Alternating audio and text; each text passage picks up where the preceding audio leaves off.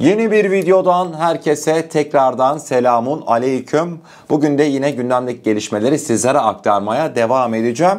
Kıymetli dostlar, bugün ilk olarak hep birlikte bir Suriye hava sahasında dün geceden beridir çok yoğun bir hareketlilik mevcut. Özellikle İsrail Hava Kuvvetleri Suriye'nin dört bir tarafında vurulmadık hedef koymadı. İsrail'in geceki saldırılarından sonra bugün sabah saatlerinde Türk Dışişleri'nden İsrail'e uyarı niteliğinde bazı açıklamalar gelmişti.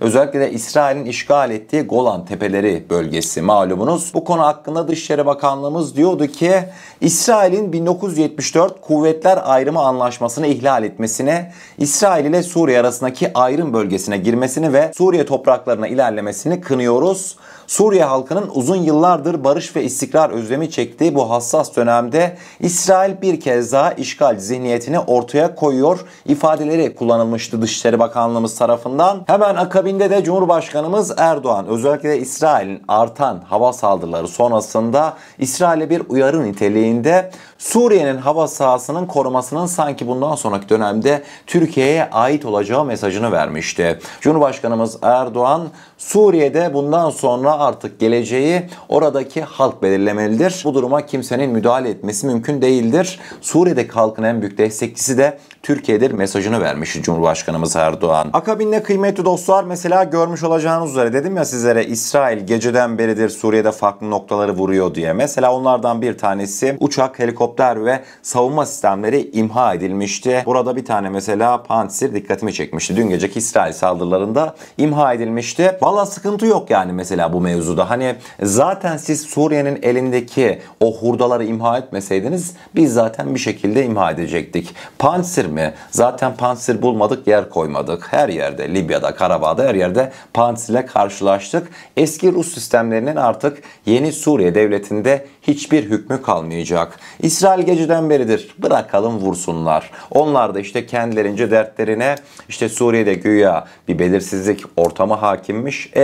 Bu belirsizlikte de işte Suriye'deki HTŞ'yi kastederekten işte eski DAEŞ militanları ne yapacaklarmış? İşte o hava savunma sistemleri veyahut da jetleri kontrol altına alıp olur da işte İsrail'e saldırırlar diye İsrail bundan dolayı dört bir tarafı vuruyor. Zaten biz Suriye'deki yeni hükümete bundan sonra taş gibi böyle Türk hava savunma sistemlerini vereceğiz. Hisar vereceğiz. Siper vereceğiz. Bizim kendi çelik kubbemiz tamamlandıktan sonra bir bakacaksınız Suriye'nin dört bir tarafında Türkiye üretimi hava savunma sistemleri olacak. Yani İsrail'in bugün vurması aslında bizim işimizi kolaylaştırıyor. Zaten önümüzdeki dönemlerde biz onları faaliyet dışı bırakacaktık. Şimdi devamında kıymetli dostlar, tabi diyebilirsiniz Kaan, bu İsrail özellikle Suriye'deki hava üsleri olsun, bilimsel araştırma merkezi, gece saatlerinde orayı dahi vurdular. Buraların koordinatlarını nereden buldu? Kim söyledi? Eskiyen Esad ülkesinde bulunan tüm böyle kritik askeri altyapı, üst yapı tesislerinin koordinatlarını gitmiş İsrail'le paylaşmış. Devamında ise İsrail dün gece saatlerinden beri bu noktaları vurmaktaydı. İsrail'in mesela Şam'daki istihbarat tesislerini falan vurmasının bir diğer nedenleri de o tesislerdeki kritik bilgiler olur da işte muhalifler aracılığıyla Türkiye'nin eline geçerse Türkiye'nin içerisindeki İsrail ajanlarını daha kolay tespit ederler diye bundan dolayı geceden beridir sürekli kritik tesisleri vuruyorlar. Yani İsrail özellikle de Suriye'de bundan sonraki dönemde ordu istemiyor. Yeni hükümetin ordusu olmasın diyor ama buna tabii ki de izin vermeyecek olan tek ülke Türkiye. Dediğim gibi daha durun siz, ne anlaşmalar yapacağız biz Suriye ile.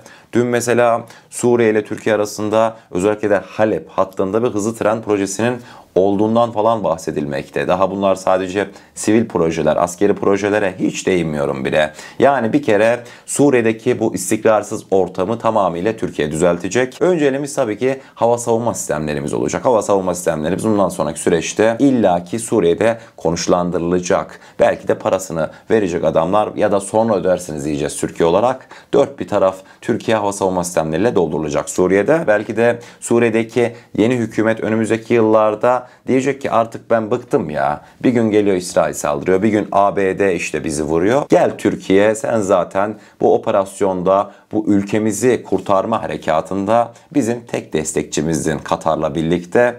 Sen madem bizle bir anlaşma imzala, beraber müttefik olalım diye bir anlaşma getirecekler belki önümüze.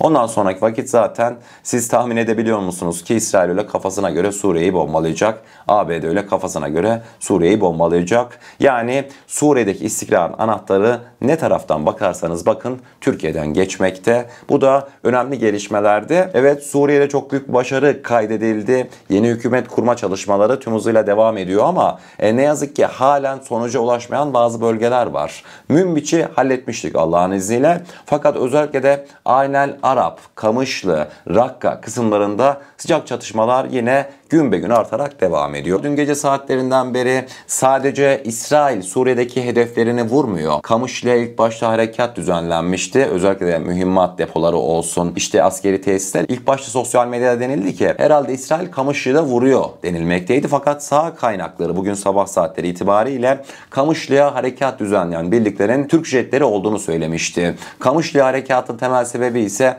Kamışlı'da Esad'ın mühimmat deposu bulunmaktaydı. Özellikle de Kamışlı olsun veyahut da Aynel Arap'ta terk edilen Esad mühimmatlarını YPG PKK kendisi götürüyor. Kendisi işte Türk askerlerine karşı kullanmayı hedefliyor.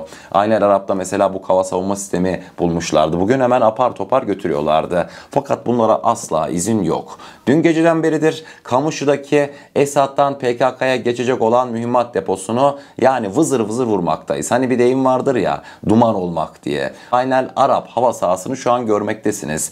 Resmen hava sahası duman olmuş. Türk jetleri Aynel Arap'ta geçmedik bölge bırakmamış. Bir başka mevzuya değineceğim. Hani ben size dedim ya, özellikle de Aynel Arap, Kamışlı hattında Türk jetlerinin yoğun bir hareketliliği mevcut diye. Kıymetli dostlar, dikkat edin. Türk jetleri diyorum. Türk silahlı insan hava araçları demiyorum. Bu ne anlama geliyor? Çok değil. Yalnızca 2 hafta öncesine bir gidelim. Biz 2 hafta öncesine kadar yaklaşık kıymetli dostlar, en son yanlış hatırlamıyorsam Zeytin Dalı Harekatı'ndan beridir biz Türk jetlerini yani ciddi manada Suriye hava sahasına sokamıyorduk. Bunun sebebi neydi? Rusya ile anlaşmamız vardı. Rus Hava Kuvvetleri Türk jetlerinin Suriye hava sahasına girmesine müsaade etmiyordu. Zaten bu bariz bir şekilde belliydi.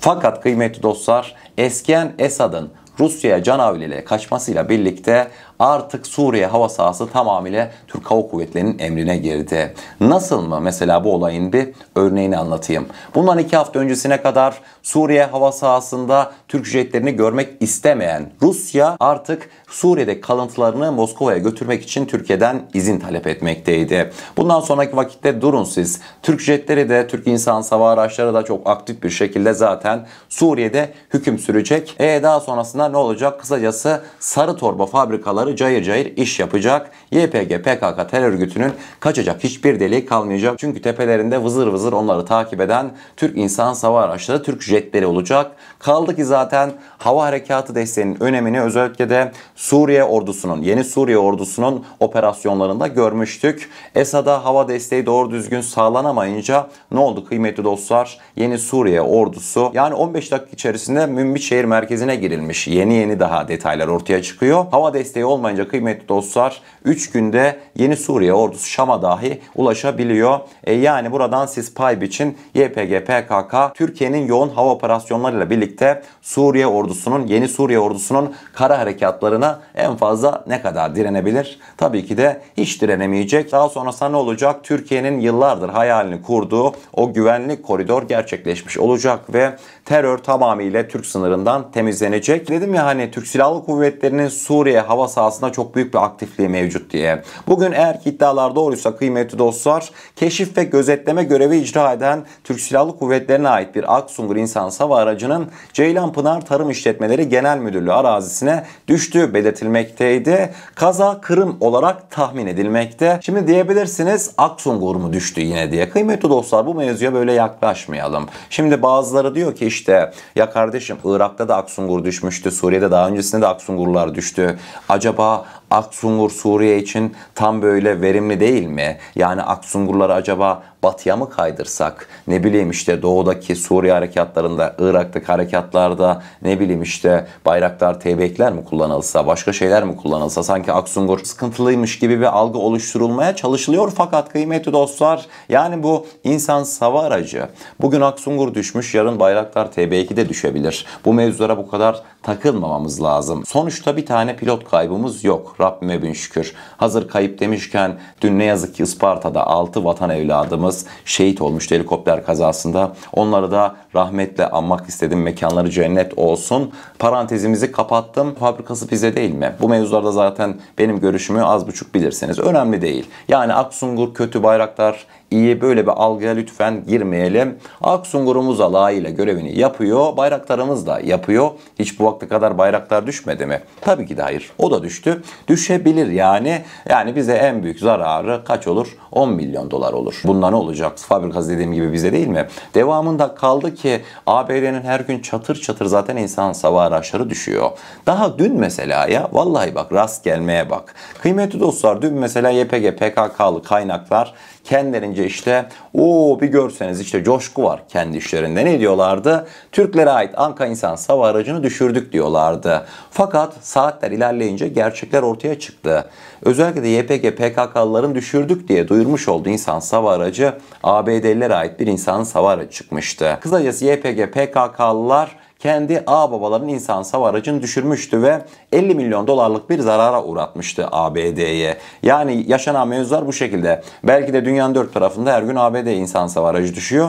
Yani bunlar normal şeyler. Türkiye, emin olun, yine insansız hava aracı düşme oranında dünyanın lider ülkelerinden bir tanesi. Yani öyle bizde her gün insansız hava aracı düşmüyor. Bunlar olur. Sıcak çatışma hattı nerede kim var Suriye'de belli bile değil şu an. Yani gerçekten de halen rejimden kalma silahlar pazarlarda satılmaya başlandı. Ya düşünsenize, İGLA, Stinger'lar, bunlar yani serbest piyasada dolanıyor kıymetli dostlar. Yani şu an Suriye'de 3-5 arkadaş bir araya gelseniz Stinger füzesi alabiliyorsunuz. Ne olacak? Bu Stinger'ları zaten alçak irtifada herhangi bir hava unsuruna kilitlediğiniz zaman ya illaki vuruyor. Yani Suriye'de şu an karışık bir ortam olduğundan dolayı bu yaşanan gelişmeler illaki bununla da ilgilidir. Ama dediğim gibi önümüzdeki dönemlerde Suriye'de istikrarın sağlanmasıyla birlikte bu tür gelişmeler hiç yaşanmayacak, belki de daha az yaşanacak diyorum ve hemen devamında özellikle de Suriye'de gerçekleştirilen başarılı harekat sonrasında yeni Suriye Devleti'nin kurulmasıyla, eski Esad'ın kısacası Moskova'ya kaçmasıyla birlikte Ruslar çok ama çok gergin.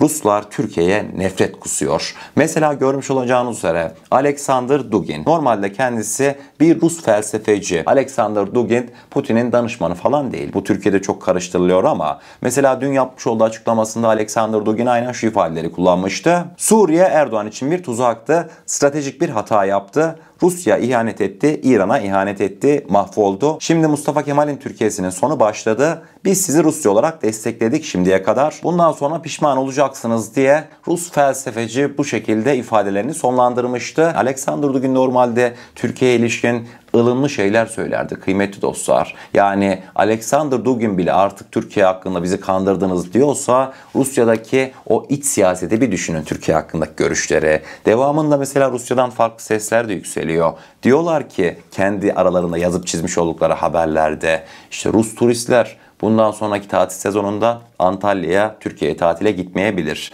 Onunla alakalı da mesela görmüş olacağınız üzere Rus tatil sitelerinde işte belli başlı Rus uzmanlar diyormuş ki Rus turistler Suriye'deki durum nedeniyle Türkiye'ye gitmeyi reddedebilir. Böyle de bir algı yürütüyorlar. Vallahi ben şunu bilirim, Rus turistler Türkiye'den bırakın Suriye'yi, yani Ukrayna'daki desteğimizden ötürü bile terk edemedi. Sadece şunu diyeyim, Suriye'deki Rus askeri varlığına mı Türkiye daha çok zarar vermiştir, Ukrayna'dakine mi? Ukrayna'da savaş kaç yıldan beri devam ediyor?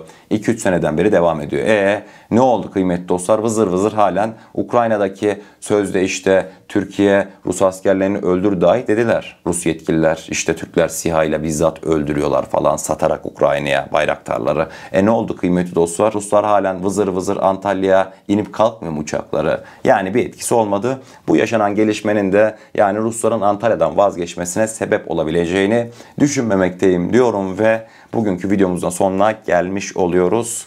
Eğer kanalımıza ilk defa gelmekteyseniz kanalımıza abone olarak bizlere destek olabilirsiniz. Videomuza gerçekten beğenmişseniz aşağıda bulunan beğen butonuna basarsanız bizleri oldukça mutlu edersiniz.